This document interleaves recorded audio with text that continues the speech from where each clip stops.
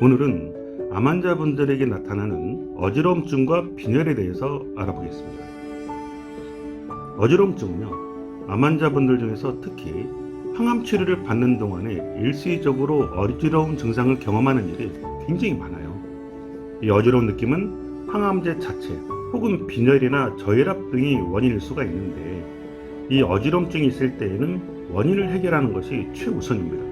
하지만 항암제와 관련돼 있어서 즉각적인 원인 해결이 어려운 경우가 많아요. 이때는 일상생활 속에서 어지러움증 때문에 낙상하거나 상처를 입는 일이 없도록 주의하는 것이 중요합니다. 빈혈은요, 항암 치료를 시작하고 2에서 3주 후면 적혈구 생산이 저하돼서 빈혈이 올 수가 있어요.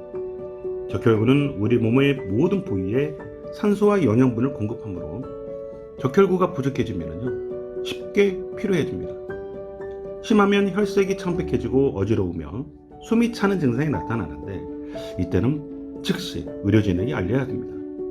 의료진은 빈혈의 원인이 될 수 있는 적혈구 수치를 확인하기 위해서 주기적으로 혈액 검사를 시행하게 될 거예요. 항암제에 의한 빈혈은요, 일시적으로 발생을 해요.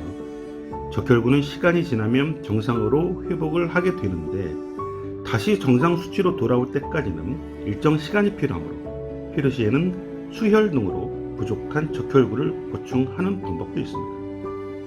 그럼 어지러움증과 빈혈, 우리는 어떻게 대처해야 되는지 알아보겠습니다. 항암 치료 중 어지러움증이 있을 때 이렇게 대처하세요. 첫 번째, 계단을 올라가거나 내려갈 때 난간을 붙잡고 천천히 걷도록 해주세요. 두 번째는 밤 동안 충분한 수면을 취하시고요, 자주 휴식을 취하시는 것이 좋습니다. 세 번째는 꼭 필요한 활동 위주로 생활을 하시고, 어지러움증이 심하실 때는요, 잠시 좀 쉬세요.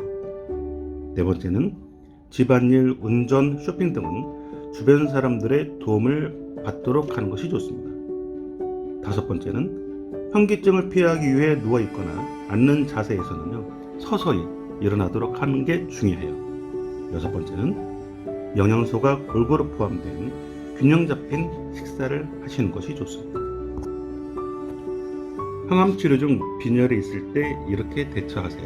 첫 번째, 밤 동안 충분한 수면을 취하고 자주 휴식을 취하세요. 두 번째는 꼭 필요한 활동 위주로 생활을 하시고, 어지러움증이 심할 때에는 잠시 활동을 쉬시는 게 좋습니다. 세 번째는 집안일, 운전, 쇼핑 등을 하실 때에는 주변 다른 분들과의 도움을 받는 것이 중요해요. 네 번째는 현기증을 피하기 위해 누워있거나 앉는 자세에서는요, 서서히 일어나도록 해주시고, 다섯 번째는 움직이거나 계단을 오를 때 난간을 붙잡고 천천히 이동하도록 해주세요. 여섯 번째는 영양소가 골고루 포함된 균형 잡힌 식사를 하시는 게 좋고요. 일곱 번째는 처방받은 철분 제제가 있다면 규칙적으로 이 철분 제제를 드시도록 해주세요. 어지러움이 심하거나 견디기 힘들 때, 피로감이 심해지거나 숨이 찰 때는 의료진에게 알려서 도움을 받는 것이 좋습니다.